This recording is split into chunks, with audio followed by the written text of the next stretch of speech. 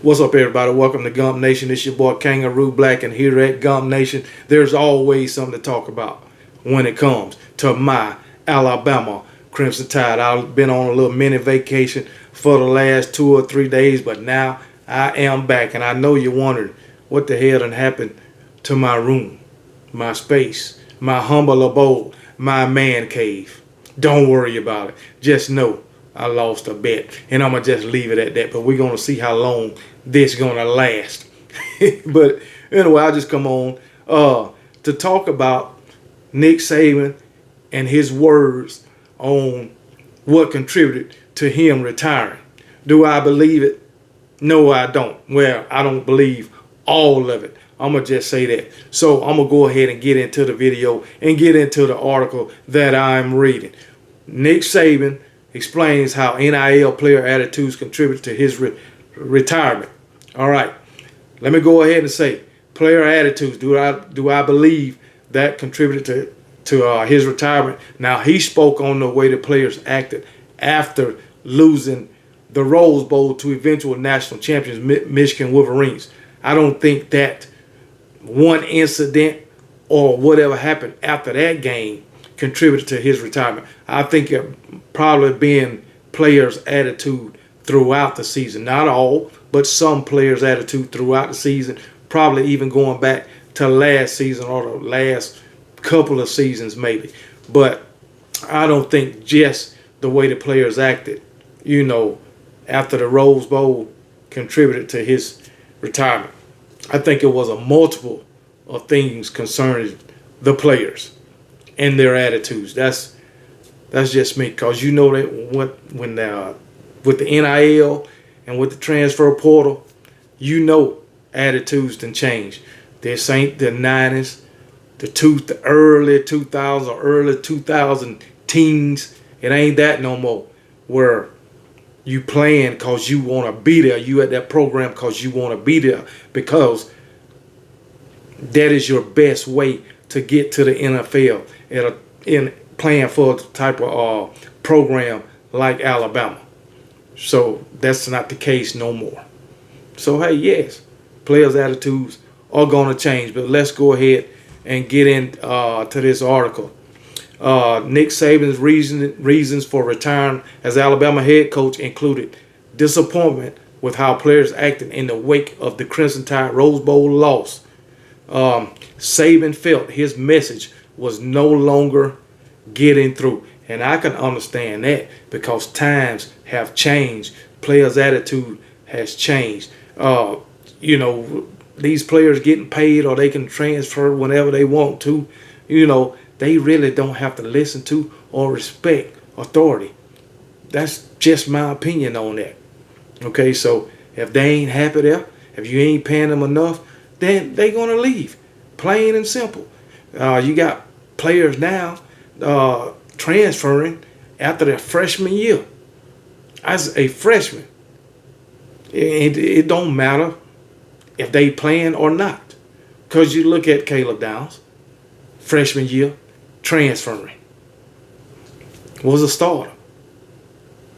And then you got these guys that didn't play as a freshman, transferring. Caden Proctor is another one, a starter, transferring after his freshman year. So hey, it is what it is, man. These players, they ain't there because they want to be there. You might say, well, Nick Saban retired, so that's the reason why they left. Could be. That could be the case. But if you got pride for that program, you know what I'm saying, and you happy within that program, then I think you will stay. But I think Caleb Downs, he left for financial reasons. I'll just say that. But hey, wish him the best. And Caden Proctor, he want to go back close to home. Can't blame him for that. All right, but then you get these players who ain't stepped on the field.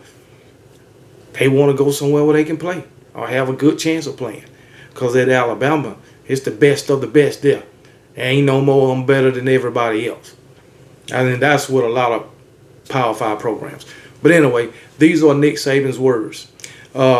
I want to be clear, that wasn't the reason, meaning the players' attitude. But some of those events certainly contributed, talking about the way the players acted after the Rose Bowl loss. I was really disappointed in the way the players acted after the game. You got to win with class. You got to lose with class. We had our opportunities to win the game, and we didn't do it. And then showing your ass and being frustrated and throwing helmets and doing all that stuff. That's not who we are, and what we promoted in our program. Well, after a loss, you know you're going to be frustrated. You're going to be frustrated after a loss. But like he said, you win with class, you got to lose with class. I can't say have that same energy as when you win, when you lose, because that's totally different. All right, but you got to win with grace. I'll just say that. You can't be tearing up shit. You can't be, I don't know if it happened, but you can't be getting into it with your teammates, which I think they probably gave Seth McLaughlin hell. But hey, it is what it is, man. You win as a team, you lose as a team. So, hey, it is what it is. I can understand what he's saying. But I think it was more than just this. Because if you remember back in 2017, national championship game, you had a player trying to fight a coach on the sideline during the game. You had a player last season get into it with a coach. I don't know if it came to any physical blows, but verbal. The player wound up transferring to Miami. So that's why I think it was a number of things referring to the players or the players' actions that contributed to Nick Saban retiring. Things have changed, man. Things have changed. That's all it is. But anyway, it goes on to say another contributing factor was his meetings with the players among returning to Tuscaloosa. All right. Coach Saban said, returning to Tuscaloosa. Changes in attitude. The rules involving NIL and the transfer portal weren't bad, but did alter some dynamics. So, like I say, transfer portal and NIL is going to alter dynamics. Coach Saban went on to say, I thought we could have a hell of a team next year, meaning 2024. And then maybe 70 or 80% of the players you talk to, all they want to know are two things. What assurance do I have that I'm going to play because they're thinking about transferring, and how much are you going to pay me?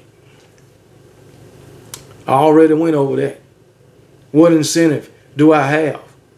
Are you giving me to sit over here on the sideline and not get on the field when I can be here and getting paid?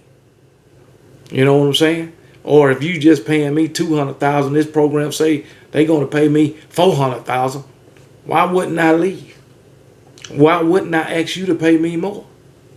So, I mean, that's what college football is at this point in time. So, hey, it is what it is, man. And Coach Saban just don't want to deal with that. That is not the way he came up for his coaching football. All right? It was all about wanting to be there, all about trusting the process. It was all about those things, the values that he was trying to instill in the program and instill in each individual player. But it's totally different now. So Nick Saban said, hey, I don't have to deal with this shit. Basically, that's what he said. And he retired. Can you blame him? No, not really. But anyway, he also said about replacing staffers. So hey, replacing coordinators year after year after year, that gets tiring. That gets tiring, man. And like he said in his report that he had grown tired of going through assistant coaches and no longer felt he could give potential staffers assurance that he would be the head coach long term. 72 years old. No, you can't assure the guys that you hiring that you're going to be there long term. You can't even assure the players that you recruiting that you're going to be there long term. So, I mean, I just feel like Saban say, hey, it's time for me to go. Things have changed so much. NIL players want to get paid. If I don't play them, they going to put them on the field, they going to transfer. All right? And then your assistants leaving year after year. That is another whole process that you got to go through. So, yeah, 72 years old, man. Go enjoy yourself the rest of your days. That's all I can really say about it. But like I said, as far as the players, I don't think just it was this year or this incident, the way they acted after the Rose Bowl. It was more than that as far as the players. Yes, NIL, transfer portal. Yes, replacing coaches year after year after year. Yes, because I don't think nobody, once Nick Saban got to Alabama, I don't think nobody replaced more assistants than he did. And I'm talking about from the offensive and defensive coordinator to position coaches to analysts. So, hey, he had to do what he had to do. And I can't blame him. But I am sure you got these fans of other fan bases, even some Alabama fans, which they already to say, oh, Alabama fans done ran Nick Saban off.